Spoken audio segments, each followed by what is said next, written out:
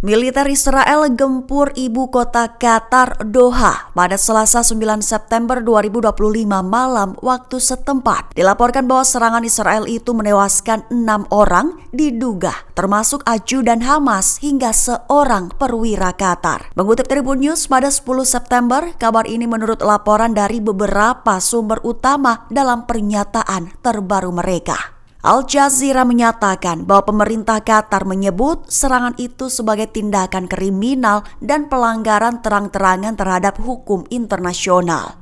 Adapun The Guardian menyatakan bahwa negara Qatar tegas mengecam keras serangan itu, menyebutnya sebagai pengecut dan kriminal. Sebagai informasi penting, Israel berdalih serangan yang mereka lakukan itu adalah upaya menargetkan pemimpin Hamas yang berada di kota tersebut. Sementara pejabat Israel dengan tanpa disebutkan namanya mengklaim bahwa serangan tersebut menargetkan tokoh-tokoh senior Hamas, termasuk Khalil Al-Hayya, pemimpin Hamas di pengasingan dan kepala negosiator utama.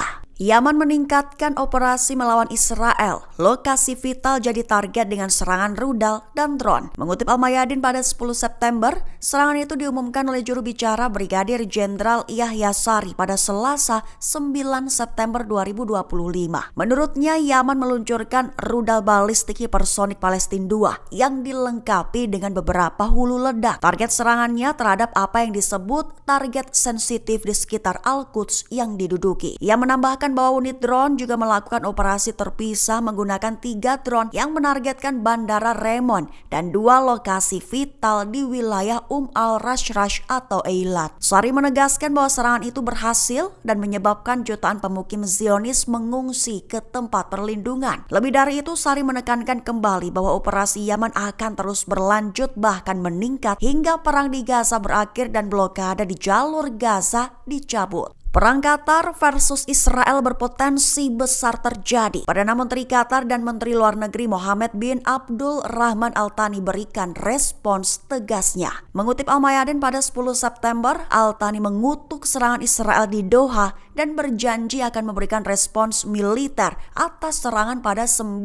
September malam tersebut. Ia menggambarkan serangan Israel itu sebagai tindakan terorisme negara dan upaya terang-terangan untuk mengganggu stabilitas keamanan regional. Al Thani secara langsung menyalahkan Perdana Menteri Israel Benjamin Netanyahu atas eskalasi tersebut dan menyebutnya sebagai aktor jahat. Ia pun memperingatkan bahwa tindakan Netanyahu justru telah menyeret Israel ke tingkat yang tidak dapat diperbaiki. Al Thani juga berjanji bahwa Qatar tidak akan berkompromi dengan kedaulatannya, menegaskan bahwa negaranya berhak untuk menanggapi serangan terang-terangan dari militer Israel itu. Lebih dari itu, bahkan Perdana Menteri juga mendesak masyarakat internasional untuk tidak mengabaikan tindakan Israel dengan mengambil respons tegas. Komandan Brigade Kota Gaza dari Brigade Is Adin Al-Qassam, saya bersenjata Hamas, Is Al-Din Al-Haddad, menurunkan seruan, menyerukan agar pejuang Hamas mempersiapkan diri dengan baik, bersiap menghadapi pertempuran sengit.